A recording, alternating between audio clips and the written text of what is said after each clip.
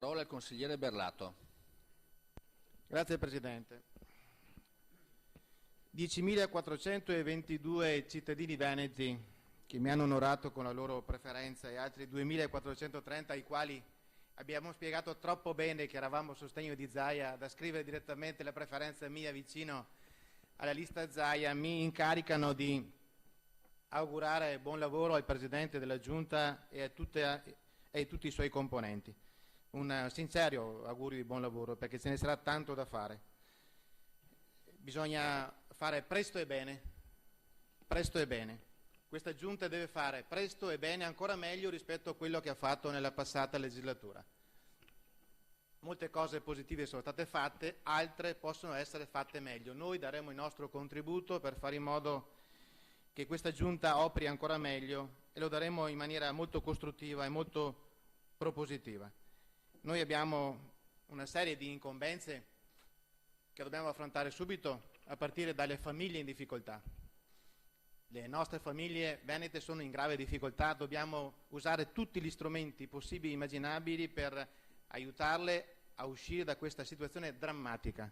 I nostri pensionati che fanno fatica a comprendere, dopo aver lavorato una vita, dopo aver pagato le tasse per tutta la vita, fanno fatica a comprendere che lo Stato riservi loro 500 euro al mese e vedere per soggetti che arrivano non so da quale parte del mondo lo Stato erogare più di 900 euro al mese senza sapere che fine faranno e senza avere la certezza che queste risorse vadano a beneficio di questi disperati e non vadano invece a beneficio di coloro che speculano sui disperati e vivono sulle loro spalle. Dobbiamo fare presto e bene per quanto riguarda le imprese in difficoltà, il nostro tessuto, la spina dorsale della nostra economia.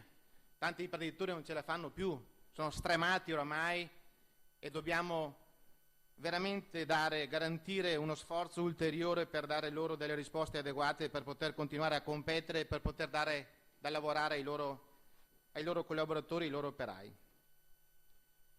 Però, Presidente, io ho apprezzato molto il suo passaggio sulla volontà di continuare nella lotta contro la corruzione nella pubblica amministrazione. Questo si aspettano molti cittadini del Veneto. L'esempio del Mose è solo la punta dell'iceberg. Noi le chiediamo di continuare con determinazione nell'opera di pulizia nei vari settori dove ancora si annidano fasce di malaffare che vanno a beneficio di pochi soggetti e a discapito della stragrande maggioranza dei cittadini del Veneto. Tra questi dobbiamo creare le condizioni per verificare se questo strumento del project financing sia veramente uno strumento, così come concepito, utile per garantire servizi alla collettività o se, come concepito nel passato, non sia invece lo strumento per garantire benefici a pochi soggetti a discapito della collettività. Il diritto alla salute, importantissimo, noi dobbiamo continuare a garantire una sempre migliore qualità del servizio nei nostri ospedali e in tutti i punti di riferimento che possono garantire il diritto alla salute di tutti i cittadini. La tutela del territorio. Noi non possiamo più vedere il nostro territorio cementificato, distrutto, martoriato per speculazioni di diversa natura. Il nostro territorio ha già dato abbastanza. Non può essere più oggetto di speculazioni, di cementificazioni. Dobbiamo pensare che ancora con maggior determinazione dobbiamo puntare sulla prevenzione, che costa molto meno rispetto agli interventi a sanare le ferite del nostro territorio, che si rendono sempre più necessari appunto per i vari dissesti di natura idrogeologica. La tutela dell'ambiente. Parlo a nome di categorie che sanno perfettamente che dalla qualità dell'ambiente dipende il futuro delle loro attività. Mi riferisco in particolar modo agli agricoltori, agli allevatori, a pescatori, a cacciatori, a tutti coloro che non difendono l'ambiente per moda, ma per necessità, appunto perché sanno che dalla qualità dell'ambiente che li circonda dipende anche il futuro delle loro attività. Parlo anche per fare in modo che si capisca che è ora di finirla di criminalizzare delle persone nel nostro territorio unicamente perché esercitano delle attività che non sono condivise da altri. Mi riferisco a tutti coloro che io chiamo come i portatori della cultura rurale, iniziando dai cacciatori. Credo sia noto il fatto della mia vicinanza a questo mondo e l'espressione che sono di questo mondo.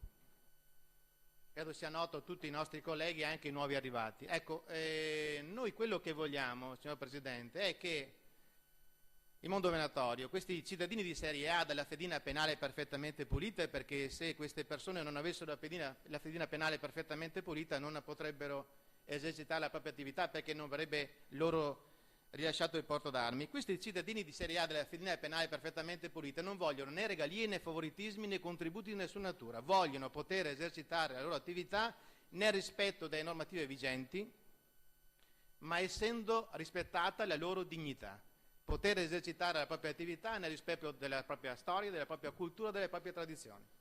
Ecco, quello che noi dovremmo fare, e lo possiamo fare come Regione Veneto, è equiparare nei diritti e nei doveri i cacciatori veneti a tutti gli altri 7 milioni e mezzo di cacciatori in Europa, che esercitano le loro attività in Europa, né più e né meno, nel pieno rispetto delle direttive comunitarie, nel pieno rispetto delle normative nazionali, ma creando le condizioni perché a questi mondi venga data serenità e rispetto e dignità. Ecco, allora noi saremo convintamente pronti a dare il nostro contributo come gruppo di Fratelli d'Italia, Alleanza Nazionale, Movimento per la Cultura Rurale. Saremo leali nei confronti della Giunta e della maggioranza, ma chiediamo che venga affrontato con concretezza ognuna di queste problematiche. Ho elencato le principali. Noi daremo il nostro contributo, saremo pronti a farlo, lo faremo con grande competenza e determinazione. Questo è il mandato che mi è stato conferito e questo è il mandato che intendo onorare nel migliore dei modi, nel rispetto di questa assemblea, ma soprattutto nel rispetto dei nostri cittadini. Buon lavoro.